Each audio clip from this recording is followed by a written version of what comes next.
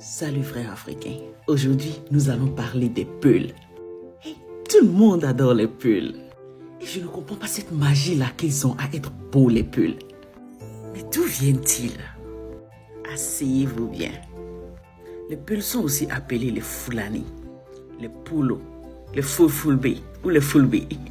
On dit que depuis le temps de la préhistoire, ils sont spécialisés dans l'élevage du bétail. Ce sont des peuples nomades.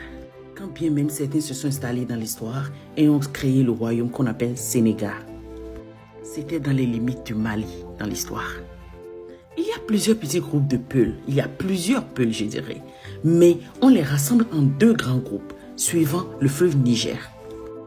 À l'ouest du fleuve Niger, les peuls qui s'y trouvent sont les Poula. Et ceux qui se trouvent à l'est du fleuve Niger sont les Fulfulbe. C'est d'ailleurs leur langue, l'une des langues les plus parlées en Afrique d'ailleurs. Sinon que parlant des différents types de peuls, on en a plusieurs. On a les Wadabi, on a les Fouta, les Massina, ça c'est au Mali je crois.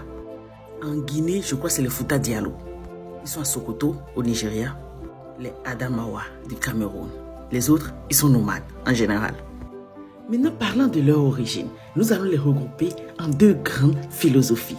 D'une part, on a Cheikh Anta Diop, qui donne son idée, qui les relie à l'Égypte antique, puisqu'il pense que ces peuples, les Peuls, ressemblent beaucoup aux peuples qui existaient en Égypte antique au XIIe siècle. D'autres leur donnent des origines dravidiennes. De l'autre côté, on va parler de Amadou Hampâté Bâ, qui était beaucoup moins sceptique. Lui, il considère beaucoup plus l'invasion arabo-musulmane et le rôle que les Peuls y ont joué. Il va jusqu'à dire que personne ne peut connaître l'origine des Peuls. Mais selon les recherches scientifiques, il ajoute, Amadou Hampâté Bâ ajoute, que les Peuls seraient venus de l'Algérie, puisqu'il y a des traces. C'est-à-dire des peintures de la culture Peul qui ont été retrouvées en Algérie. Il faut ajouter qu'il y a des Peuls qui parlent le mandé et ils ont la spécialité de comprendre le langage des animaux.